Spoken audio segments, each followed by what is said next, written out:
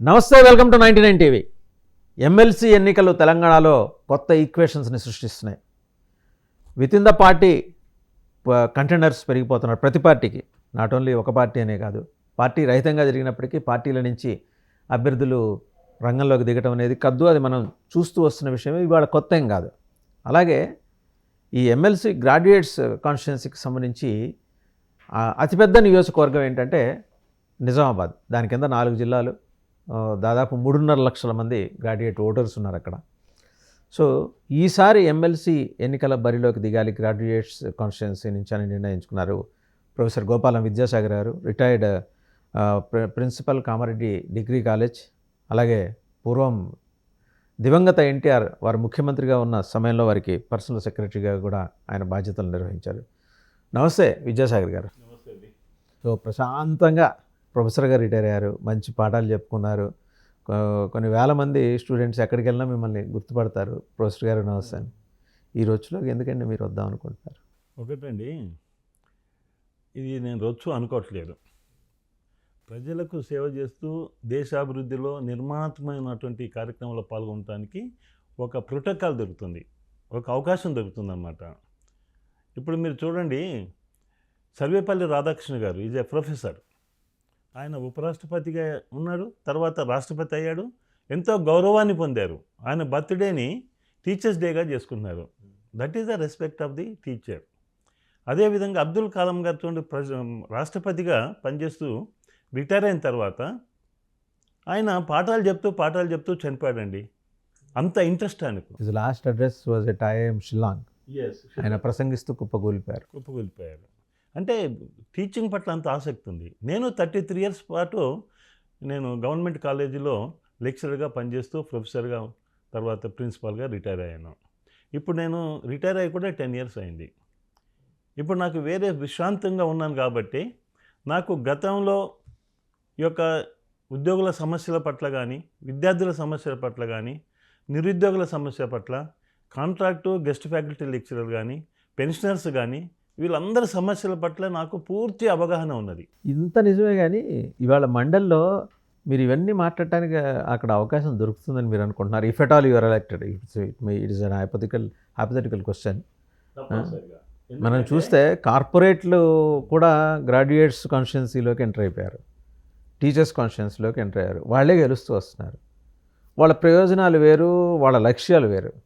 మీరేమో పూర్తిగా సాత్వికంగా మాస్టర్ ఉద్యోగం చేసుకుంటూ వచ్చారు. సరే, మీరు కూడా లోగడ తెలంగాణ ఉద్యమంలో ఉన్నారు. Your associated with I think TRS తోటి మీరు కలిసి పనిచేసినట్టున్నారు కొంతకాలం. తర్వాత మళ్ళీ కాంగ్రెస్ సీనియర్ నాయకుడిగా మీరు పార్టీలో ఆల్మోస్ట్ చాలా కార్యక్రమాల్లో ఉన్నారు. ఉన్న తర్వాత ఈరోజు మీరు అనుకుంటున్న ఆశయాలు, లక్ష్యాలు ఇవన్నీ మండల్లో మీరు రిప్రజెంట్ చేయడానికి మీరు గెలిస్తే నిజంగా మీకు అవకాశం దొరుకుతుంది, ఇస్తారు అనుకుంటున్నారా? తప్పనిసరిగా అండి. ఎందుకంటే నేను విద్యార్థి దశ నుండి కూడా నాకు పోరాట తత్వం ఉంది, ప్రశ్నించే గొంతు నేను. ఎక్కడ కూడా కాంప్రమైజ్ కాకుండా లాలూచి వ్యవహారం పట్టడం కానీ, రాజకీయాలను అడ్డం పెట్టుకొని సంపాదించే లక్షణం కానీ నాకు లేదు ఎప్పుడు కూడా. అయితే సమర్థుడు అయినట్లయితే, ఆయనకి చిత్తశుద్ధి ఉన్నట్లయితే అసెంబ్లీలో తప్పనిసరిగా మనకు ఛాన్స్ దొరుకుతుంది. మనకు అదే వేదిక కరెక్ట్గా ప్రభుత్వానికి సూచనలు చేయాలన్నా కానీ, లేకపోతే ఈ యొక్క సమస్యలను సభ ద్వారా ప్రభుత్వానికి తీసుకురావడానికి ఇది సరైనటువంటి వేదిక. సమర్థుడే మన చిత్తశుద్ధి ఉంటే తప్పనిసరిగా సమయం దొరుకుతుంది. మరీ ముఖ్యంగా ఏంటంటే, నేను ఈ యొక్క టీచింగ్ ప్రొఫెషన్లోనే కాకుండా రాజకీయంగా కూడా 1982 రామారావు గారు పార్టీ పెట్టినప్పటి నుంచి కూడా నేను ఆసక్తితోని నేను పాల్గొనడం జరిగింది, ఒక శ్రేయోభిలాషిగా, పార్టీ శ్రేయోభిలాషిగా. తర్వాత ఎన్టీ రామారావు గారికి సెక్రటరీగా పనిచేసినప్పుడు నాకు విశేషమైనటువంటి అనుభవం వచ్చింది. తర్వాత రామారావు గారి ఏ విధంగా అయితే చిత్తశుద్ధితో పనిచేసి ప్రజల్లో మంచి పేరు తెచ్చుకొని, వారంటే బ్రాండ్ రామారావు గారు. అదేవిధంగా ఇప్పుడు రేవంత్ రెడ్డి గారు కూడా ఒక బ్రాండ్ లాగా పనిచేస్తారనేటట్టు ఒక దృక్పథం ఉన్నది. కాబట్టి నేను కూడా. కానీ మీరు చాలా పెద్ద కాన్స్టిట్యున్సీ ఎంచుకున్నారు, 3.5 లక్షల మంది ఓటర్లు. సామాన్య వ్యవహారం కాదు. ఇక్కడ మొదలెడితే ఓ 2-3 రోజులు పడుతుంది మీ కాన్స్టిట్యున్సీ అంతా. మీరు ఏది జస్ట్ అలా విజిట్ చేయడానికి, హలో చెప్పడానికి. వీళ్ళందరినీ ఎలా కలుసుకోవాలనుకుంటే ఎన్ని జిల్లాలు ఉన్నాయి మీ కాన్స్టిట్యున్సీలో? 4 జిల్లాలు ఉమ్మడి జిల్లాలు, 15 కొత్త జిల్లాలు. Okay. Nizamabad graduates constituency, Nizamabad, Karimnagar, Adilabad, Medak, 42 assembly కాన్స్టిట్యున్సీలు. 2 పొరుగు రాష్ట్రాలను కూడా టచ్ చేస్తాయి అనుకుంటాను అవి. లేదు, మహారాష్ట్రని టచ్ చేస్తుంది అంటే నేను అది bordering borders, border Maharashtra. So అంత దూరం ఉందని, అంత వైశాల్యం ఉందని మీరు చెప్పేది. 15 న్యూ డిస్ట్రిక్ట్స్ అండి. మరి ఎలా మీకు అంత నెట్వర్క్? తెలంగాణలో 3వ భాగం. అంటే మీకున్న నెట్వర్క్ ఏంటి మరి ఇంతమంది రీచ్ అవ్వాలంటే? నాకున్న నెట్వర్క్ నాకు తెలిసినంత వరకు ఎవరికి ఉండదు. ఒక పార్టీ, రాజకీయ పార్టీ తప్పించి నాకున్న నెట్వర్క్ ఏంటంటే, నేను 33 సంవత్సరాలు టీచింగ్లో, డిగ్రీ కాలేజీలో పనిచేసి కొన్ని థౌజండ్స్, వేల మంది విద్యార్థులు నేను వాళ్ళకి మెంటర్గా, వాళ్ళకి గైడెన్స్ ఇస్తూ వారి యొక్క క్యారియర్ని తీర్చిదిద్దటంలో చాలా క్రియాశీలక పాత్ర వహించాను. అదేవిధంగా నాలాగా నా సహచరులు, కొన్ని వందల మంది సహచరులు, వారందరూ కూడా ఇప్పుడు నా కోసం పనిచేయడానికి సిద్ధమయ్యారు. వాళ్ళకి ఎంతోమంది, వేల మంది శిష్యులు ఉన్నారు. తర్వాత మా శిష్యులు కూడా టీచర్గానో, డాక్టర్గానో, వ్యాపారవేత్తగానో ఎన్నో రంగాల్లో సొసైటీలో బాగా స్థిరపడి ఉన్నారు. Now they are all interested to canvass in favour of me. వాళ్ళు నాకు పనిచేయడానికి సిద్ధంగా ఉన్నారు. అంతేకాదు, సార్ మీరు డబ్బులు కూడా ఖర్చు పెట్టొద్దు, మేము ఖర్చు పెట్టుకున్నాం సార్, మేము గురుదక్షిణ తీసుకుంటాం అని చెప్పేసి అంటే ఎంతో ఆనందం. ఎందుకంటే ఒకటేనండి రీజన్. ఎంత కాదనుకున్నా సార్, ఒక్క రీజను, ఇప్పుడు గురువుకున్న రెస్పెక్ట్ సొసైటీలో ఎవరికి లేదండి. ఎందుకంటే మేము గురువు ఏమనుకుంటాం అంటే, మా స్టూడెంట్స్ అందరూ కూడా మాకంటే పెద్దవాళ్ళు కావాలనే కోరికతోని మేము వారిని మొదటి నుంచి కూడా ఆ లైన్లో నడిపిస్తాం, వాళ్ళని కోరుకుంటాం, ఆకాంక్షిస్తాము. అదే మాకు చూడండి, డాక్టర్లు కానీ, ఇంజనీర్ కానీ, వ్యాపారవేత్తలు కానీ, రాజకీయ నాయకులు అందరూ విద్యార్థి దశ నుంచి వచ్చిన వాళ్ళు, విద్యార్థులుగా కాలేజీలో చదివి వచ్చినటువంటి వాళ్ళే. ఎవరో ఒకరు గురువు ఉంటారు. ఆ గురువుల సమూహంలోంచి నేను వచ్చాను. వాళ్ళందరూ గురువుల యొక్క, టీచర్స్ యొక్క బలము, నా యొక్క. ఇందాక మీరు ఆ మాట చెప్పారు, డబ్బులేవో మేము ఖర్చు పెట్టుకుంటామని మీ స్టూడెంట్స్ ముందుకు. అసలు డబ్బులు ఖర్చు అనివార్యంగా కనిపిస్తుందా మీకు ఇక్కడ? ఇంతకుముందు లేదే, తెలంగాణలో కల్చర్ లేదే ఇంతకుముందు? ఒకటండి, 2 రకాలు ఉంటాయి. ఎస్, వ్యాపారవేత్తలు వాళ్ళు కార్పొరేట్ కాలేజీ వాళ్ళు వచ్చినప్పుడు డబ్బులు ఉన్నాయి, డబ్బులు ఖర్చు పెడతామని చెప్పేసి అది రూమర్ సృష్టిస్తూ వ్యామోహంతో పనిచేయాలని చూస్తారు. కానీ ఎవరు గ్రాడ్యుయేట్స్ అందరూ కూడా విద్యావంతులు, మేధావులు, వాళ్ళంత ఈజీగా నమ్మరు. అదే మేమైతే మా ఖర్చు అంటే ఏంటంటే ఆర్గనైజేషన్ కొరకండి. మేము ఓట్లు కొనటానికో లేదా దేనికో కాకుండా ఆర్గనైజేషన్ పరంగా. ఇప్పుడు డబ్బు 30 కోట్లు ఖర్చు పెడితే రేపు 100 కోట్ల కోసం అతను ఎన్నో అడ్డమైన పనులు చేయాల్సి వస్తుంది కదా. వాళ్ళ స్వలాభం కోసం, వాళ్ళ వ్యాపారం. కాదండి, మీ సెగ్మెంట్ చూస్తే 4 జిల్లాల్లో విస్తరించింది. ఎంతమంది ఎన్ని పార్లమెంట్ సెగ్మెంట్లు ఉన్నాయి మళ్ళీ ఇందులో? 6 పార్లమెంటు. అసెంబ్లీ ఎన్ని వచ్చినాయి? 42. అందులో కాంగ్రెస్ అసెంబ్లీలో 42 అసెంబ్లీలో కాంగ్రెస్ చేతులు ఎన్ని ఉన్నాయి? 19. మిగిలిన 16. బీజేపీ కూడా 7 ఉన్నాయి. అసలు గెలిచిందే ఉత్తర తెలంగాణలో కదా బీజేపీ ఎక్కువ. సో మరి ఇన్ని పార్టీల నుంచి తీవ్రమైన పోటీ అయితే ఉంటుంది కదా. ఇప్పుడు త్రిముఖ పోటీ తప్పదేమో, ఎందుకంటే ఇప్పుడు మీరు కాంగ్రెస్ తరఫున మీరు ప్రయత్నాలు చేసుకుంటున్నారు. సో మరి అలాగే బీజేపీ, బీఆర్ఎస్ డిక్లేర్డా candidate. So I think Jeevan Reddy garu retire కాబోతున్నారు అనుకుంటాను ఈ మార్చి 29కి. ఇంకో నెలలో మరి ఏదో ఇంకో నెల రోజుల లోపలైతే ఎలక్షన్ అయితే ఉండే అవకాశం ఉంది. ఎలక్షన్ కమిషన్ చూస్తుంది. జీవన్ రెడ్డి గారు ఎలక్షన్లో కూడా నేను కృషి చేశాను ఆయన కొరకు. అప్పుడు జీవన్ రెడ్డి గారు పైసలు ఖర్చు పెట్టలేదు. యొక్క ఉద్యోగులు కాబట్టి, వాళ్ళంతా విద్యావంతులు కాబట్టి, మేధావులు కాబట్టి స్వచ్ఛందంగా వేశారండి. నేను ప్రత్యక్షంగా చూశాను. ఆ రోజు ఆయన ఖర్చు పెట్టలేదు, మరి ఈ రోజు మీకు ఖర్చు పెడతామని మీ స్టూడెంట్స్ వస్తూ ఉంటున్నారు కదా, మీరు డిస్కరేజ్ చేయలేదు వాళ్ళని? కొరకు వాళ్ళు ఆర్గనైజేషన్ కొరకు. ఒక లెక్చరర్ దగ్గర ఏముంటాయండి డబ్బులు? మేము నిస్వార్థంగా మీరు ఖర్చు పెడతారని అంటలా, మీ తరఫున వాళ్ళు వచ్చి ఖర్చు పెడతారు. వాళ్ళు ఖర్చు పెట్టడానికి కూడా దేనికి ఖర్చు పెడతారు? నా మీద డిపెండ్ కాకుండా వారు చిన్న ఏమన్నా ఆర్గనైజేషన్స్ మీటింగ్స్ కానీ, లేకపోతే ట్రాన్స్పోర్ట్ కానీ. ఆంధ్రాలో ఉన్నంత డబ్బులు వరది ఇక్కడ ఉండకపోవచ్చు అంటారా? ఉండదండి. ఇంకోటి కూడా మీరు, నేను చెప్తాను, వేరే డబ్బులు ఖర్చు పెట్టేవాళ్ళు నేను 50 కోట్లు ఖర్చు పెడతా, 100 కోట్లు ఖర్చు పెడతా, 30 కోట్లు అన్నారు. అది అబద్ధం. ఓన్లీ ఎగ్జాగరేషన్ చేసుకుంటారు. ఒక 20 కోట్లు 10 కోట్లు ఖర్చు పెట్టి నేను అంత పెట్టిన ఇంత పెట్టినాను ఒక మైండ్ గేమ్ ఆడుతున్నారు. అది కూడా జరుగుతుంది ఇక్కడ. ఇంకోటి అండి, విద్యావంతులైనట్టుంటారు, వీళ్ళు డబ్బుల కోసం ఆశించారు. వీళ్ళు 1000, 2000, 3000 ఇచ్చారనుకోండి, దాంతో ఏమైంది? నువ్వు 6 సంవత్సరాల వరకు ఎమ్మెల్సీ అభ్యర్థిని ఎన్నుకుంటున్నాము. ఎవరైతే ఎన్నుకుంటావో అతను వారి సమస్యల పట్ల, వారితో పాటు ఉండే వ్యక్తిని వాళ్ళు చూస్తున్నారు. ఆ విచక్షణ జ్ఞానం గ్రాడ్యుయేట్స్కి ఉన్నది. కాబట్టి నాకు తెలిసినంత వరకు సూటబుల్ క్యాండిడేట్ని ఎన్నుకుంటారండి వీరు. సో ఇప్పుడు బీజేపీ ఆల్మోస్ట్ ఫైనలైజ్ చేసుకుంది. మరి బీజేపీ టికెట్ ఆశించి భంగపడిన వాళ్ళు కూడా వేరే పార్టీల నుంచి, కమ్యూనిస్టుల పార్టీల నుంచో అలాగే బీఆర్ఎస్ నుంచో ట్రై చేసుకునే అవకాశాలు అయితే లేకపోలేదు కదా. అయితే ఇక్కడ ఒకటి ఏంటంటే, నా స్టూడెంట్స్, నా కొలీగ్స్ ఉన్నారు, కొంతమంది మిత్రులు ఉన్నారు. వాళ్ళు నాకు ఒకటి చెప్పారు, నీకు మేము సపోర్ట్ చేస్తాం, కాంగ్రెస్ పార్టీ టికెట్ తెచ్చుకొని కొందరు, ఒకవేళ నీకు టికెట్ వచ్చిన రాకపోయినా ఇండిపెండెంట్గా నిలబడండి, మీ వెనక మేము ఉంటామని చెప్పేసి కొందరు. చాలామంది నాకు చెప్పుకున్నారు. ఇది గుర్తుతో సంబంధం లేకుండా జరిగే, ఇది గుర్తుతో సంబంధం లేకుండా జరిగే ఎన్నిక కాబట్టి మీకు అబౌవ్ ద పార్టీ లైన్స్ మీకు సపోర్ట్ దొరుకుతుంది అనుకుంటున్నారు. కాంగ్రెస్ పార్టీ ఏదైనా, కాంగ్రెస్ అయినా, బీజేపీ అయినా, బీఆర్ఎస్ అయినా మద్దతు ఇస్తారు తప్పితే పార్టీ గుర్తులు ఉండవు ఇక్కడ.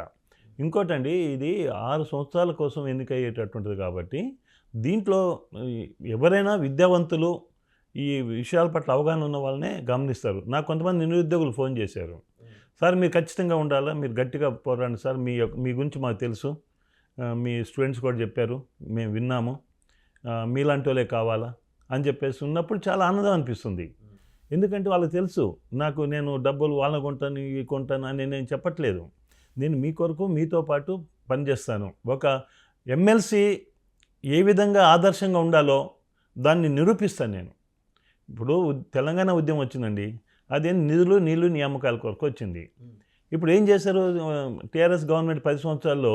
నీళ్ళు అని చెప్పేసి మొత్తం కాళేశ్వరం ప్రాజెక్ట్ అయి చేసి మొత్తం అప్పుల పరం చేశారు ఫలితం లేకుండా. అదే నియామకాలకు వస్తే 10 years అండి, నియామకాలు లేవు, కాలం గడిపారు. Public service commission was most ineffective at that time. ఎన్నో ఎగ్జామ్స్ పేపర్ లీక్ అవుట్ కావటము, తర్వాత ఎగ్జామ్స్ పెట్టి రిజల్ట్ రాష్ట్రం పరువే బజార్న పడింది కదండి. నిరుద్యోగులు ఎంత కష్టపడ్డారు ఒక్కొక్క ఎగ్జామ్కి వాళ్ళు 10 సంవత్సరం, 2 సంవత్సరాలు, 5 సంవత్సరాలు అహోరాత్రులు కష్టపడి లైబ్రరీకి పోయి తిండి తిప్పలు లేకుండా కూడా కష్టపడారు. తిండి తిప్పల కోసం కష్టపడుకుంటా, వాళ్ళు తిన్నారో తినలేదో ఆ విధంగా వాళ్ళు వాళ్ళ జీవితాన్ని, ఒక ఫ్యూచర్ను మలుచుకోవాలని ఎంతో కష్టపడ్డారు.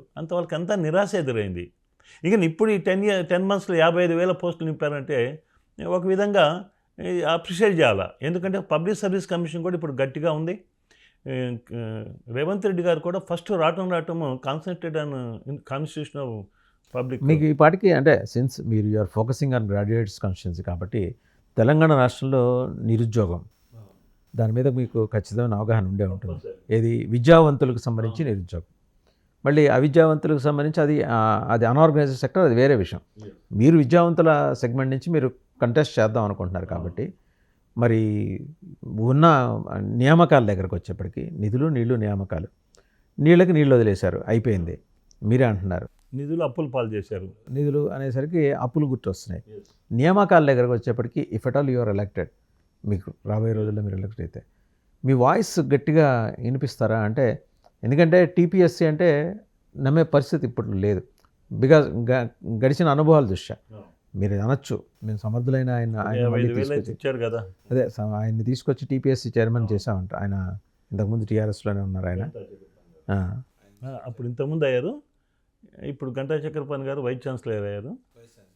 ఆయన ప్లేస్లో మన ఐఏఎస్ ఆఫీసర్ని బుర్రా వెంకటేశ్వర గారిని వేశారు.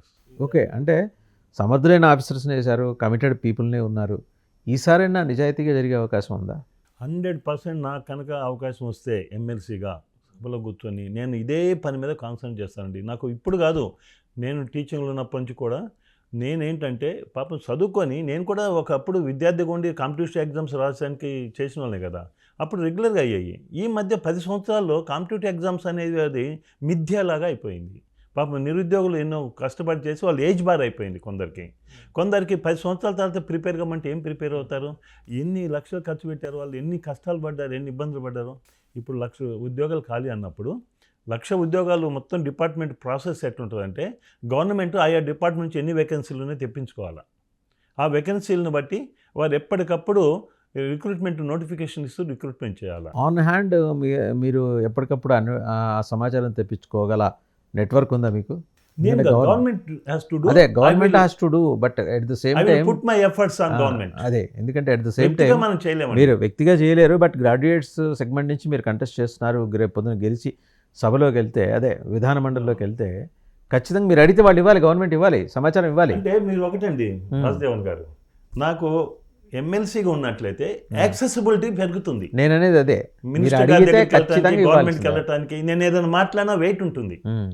So I'm confident I will do that. And ఇంకోటి అంటే ఇది మీకు out of the box question కావచ్చు కాక, సపోజ్ 2 తెలుగు రాష్ట్రాలు, పక్క రాష్ట్రం కూడా కలుపుతున్నాను నేను, సమాచార హక్కు చట్టం కింద ఇదే అంశానికి సంబంధించి ప్రశ్నలు వేస్తే ప్రభుత్వాల దగ్గర నుంచి సమాచారం రావట్లా.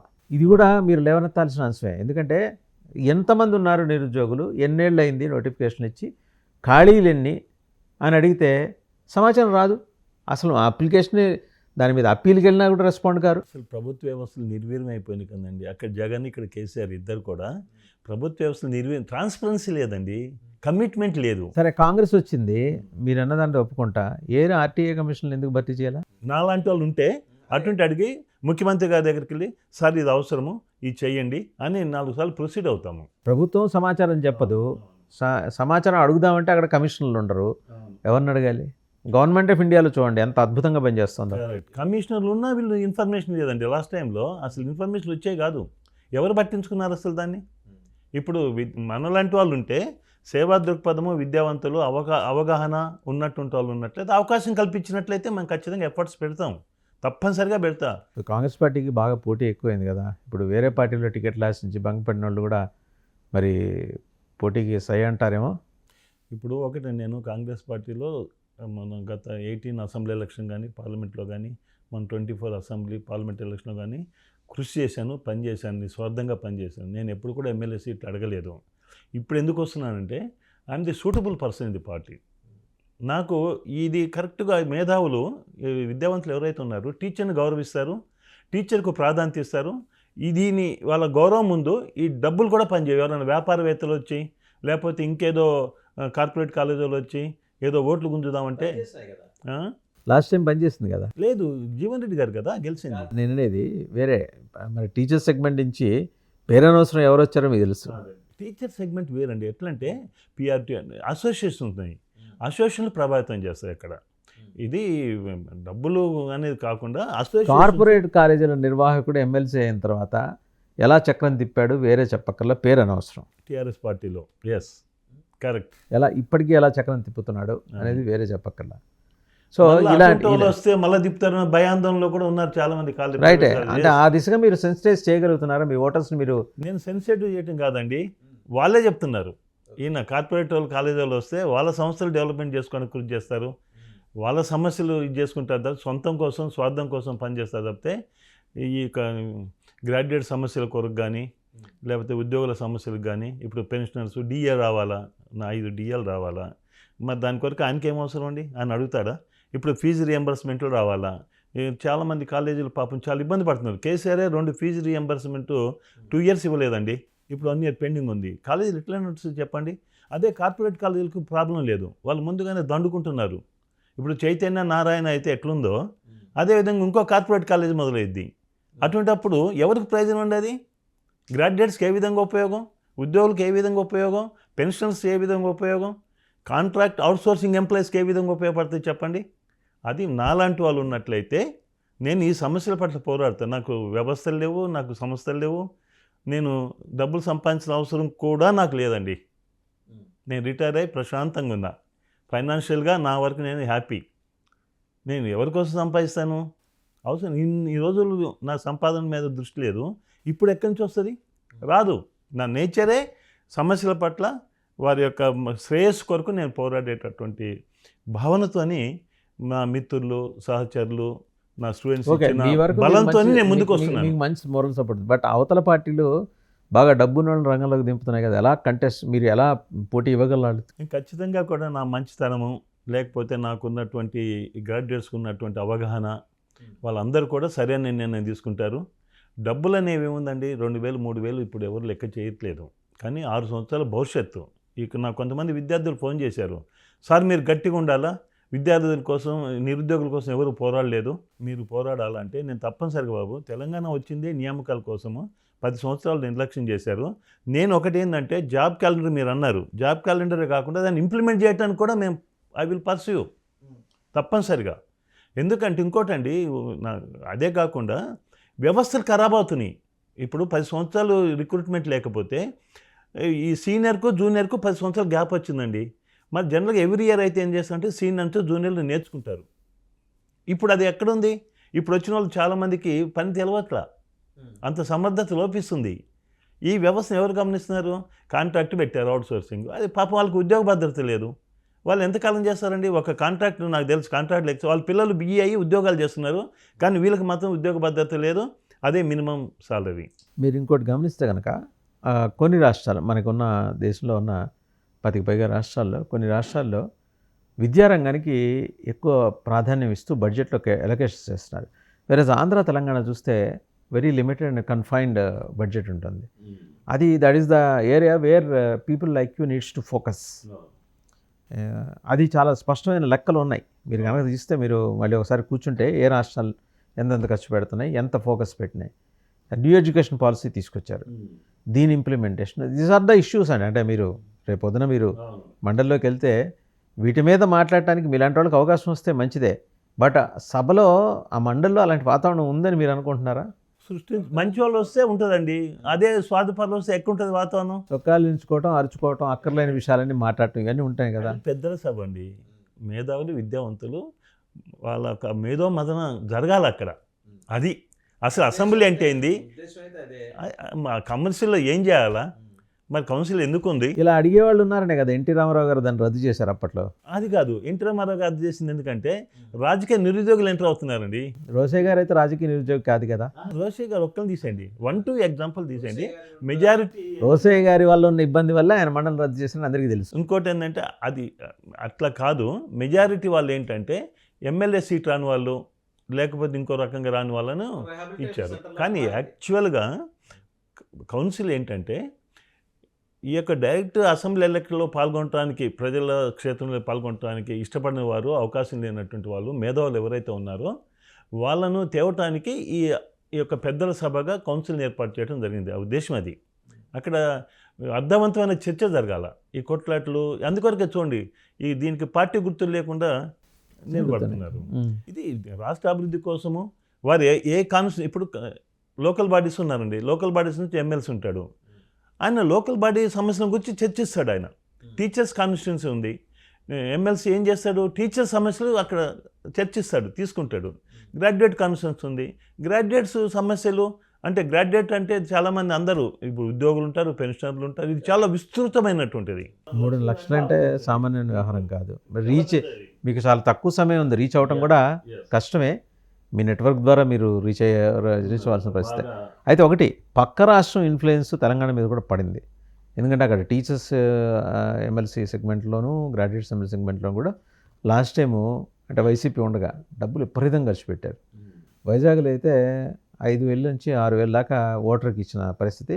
ఆ సీతంరాజు సుధాకర్ ఇవాళ వచ్చి మళ్ళీ తెలుగుదేశంలో చేరాడు, పోటీ చేసి ఓడిపోయినాడు. బట్ అవతల పోటీ చేసిన ఆయన కూడా కొంచెం కార్పొరేట్ గెలిచిన ఆయన అంటే మంచి టీచర్గా పేరుంది. సో కార్పొరేట్లు ఎంటర్ అయిపోతున్నాయండి. దాన్ని ఈసారి ఏమైనా మీరు కట్టడి చేయగలరా? ఖచ్చితంగా వాళ్ళకి ఇప్పుడు గ్రాడ్యుయేట్స్ గుణపాఠం చెప్తారండి. ఈ డబ్బులతో వచ్చి వ్యాపారం కోసమో, సొంత సంస్థల అభివృద్ధి కోసమో ఎవరైతే వస్తున్నారో వాళ్ళని గమనించలేని పరిస్థితిలో లేరు గ్రాడ్యుయేట్స్. వాళ్ళని గమనిస్తున్నారు. ఖచ్చితంగా ఈ డబ్బుకు ఫుల్ స్టాప్ పడుతుంది. ఎందుకంటే డబ్బు ఇప్పుడు 30 కోట్లు 40 కోట్లు పెట్టామంటే రేపు 100 కోట్లు సంపాదించడానికి అడ్డమైన దారి దొరుకుతారు వాళ్ళు. వీళ్ళ సమస్యలు ఏమనంటే మేము డబ్బులు పెట్టి కొనుక్కున్నాం కదా, మళ్ళీ రేపు గెలవాలంటే రేపు మళ్ళీ 100 కోట్లు కావాలా, ఇప్పుడు 30 కోట్లు అని రేపు. ఇప్పుడు అందుకని ఇవన్నీ సమస్యలన్నీ పేరుకుపోవడానికి కారణం ఏంటంటే ఒకసారి ఎన్నికైన తర్వాత వాళ్ళు ఏదైతే చెప్తున్నారో వాళ్ళని విస్మరిస్తున్నారు. చిత్తశుద్ధి లోపిస్తుంది. మళ్ళీ ఎన్నికలు గెలవటానికి అడ్డమైన దారులు తొక్కటం జరుగుతుంది అన్నమాట. కాబట్టి ఈ గ్రాడ్యుయేట్ ఎన్నికల్లో నేను దీని మీదనే ఫోకస్ చేస్తానండి. డబ్బులకు కానీ. మీ ఎజెండా ఏంటి?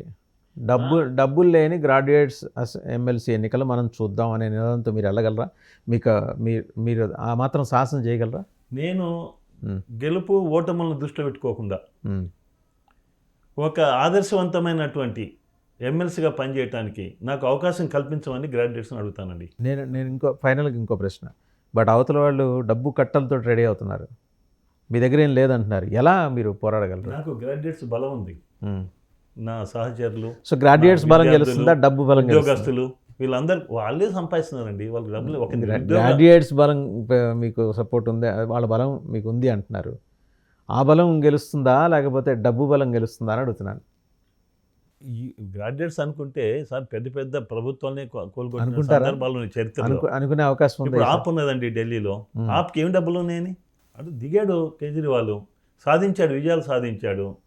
అట్లానే అందరూ డబ్బు కోసం పాకులాడరు. కొంతమంది ఎట్లున్నారంటే 24/7 పని చేస్తాం సార్ మీ కొరకు, ఎందుకంటే మీలాంటి వాళ్ళు రావాలా అనేటటువంటి మాటలు వింటున్నాను నేను. దాంతో ఇంకా ఉత్సాహం వస్తుంది. కేవలం ఒకటండి, ఈ యొక్క ఈక్వేషన్స్ చాలా రాంగ్ ఈక్వేషన్ ఇస్తున్నారు. ఎవరు కూర్చున్నారు, డబ్బు డబ్బు అని. మర్చిపోయి ఈక్వేషన్స్ అనేసరికి గుర్తొచ్చింది, క్యాస్ట్ ఈక్వేషన్స్ కూడా ఉన్న తెలంగాణలో ఉన్నాయా? అక్కడ ఉన్నట్టు ఆంధ్రలో ఉన్నట్టు ఇక్కడ పని చేయవండి, లేవు కదా, అస్సలు పని చేయవండి. ఆ మేరకు మీరు అదృష్టవంతులు అయితే. 100%. ఎందుకంటే వ్యక్తిని చూస్తారు, వాళ్ళకు ఉన్నటువంటి సంబంధాలు, వాళ్ళ యొక్క నేపథ్యము, ఇవన్నీ కూడా పనిచేస్తాయి. ఇప్పుడు మేము పనిచేసినప్పుడు ఇది ఈ కులమా ఆ కులమా, నా స్టూడెంట్ ఏ కులము, నా సహచరుడు ఏది, నేను క్లాస్మేట్ చదువుకున్నప్పుడు మా క్లాస్మేట్ ఏది, మాకు ఇవి తెలవు, అసలు సంబంధాలు లేవు. అందరూ మనాలే అనుకుంటా ఫ్రెండ్షిప్లో ముందుకు పోవటం జరిగేది. రైట్, థ్యాంక్ యూ విద్యాసాగర్ గారు, thank you very much and all the best also. So చూసాం కదా, డబ్బు ప్రభావం ఖచ్చితంగా కనిపిస్తుంది. బట్ డబ్బు కన్నా కూడా తనకి గ్రాడ్యుయేట్స్ మద్దతు బలము 24/7 పనిచేసే ఆయన శిష్యగణమే ఉందంటున్నారు. సో ఎనీహౌ, పార్టీలకు అతీతంగా జరిగే ఎన్నికలు అయినప్పటికీ పార్టీల ఇన్వాల్వ్మెంట్ లేకుండా జరిగే ఎన్నికలైతే కాదనేది సుస్పష్టం. ఎందుకంటే ఇంతకుముందు జరిగిన ఎమ్మెల్సీ ఎన్నికలు చూస్తే తెలంగాణలో కూడా ఆంధ్ర ఇంపాక్ట్ పడి ఏ రకంగా డబ్బు ప్రవాహం నడిచిందో, ఈసారి అది కొంత మేరకు కట్టడి కావచ్చునేమో అనే అభిప్రాయాన్ని ఆయన వ్యక్తం చేస్తున్నారు. ఎనీహౌ, ప్రొఫెసర్ గోపాలం విద్యాసాగర్ గారు ఎన్టీఆర్ తోటి సన్నిహిత సంబంధాలు ఉన్న వ్యక్తి, దివంగత ముఖ్యమంత్రి, వారి దగ్గర పర్సనల్ సెక్రటరీగా చేశారు అండ్ తెలంగాణ ఉద్యమంలో ఉన్నారు.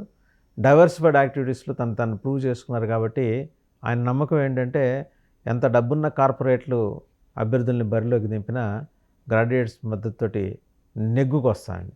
Thank you very much sir.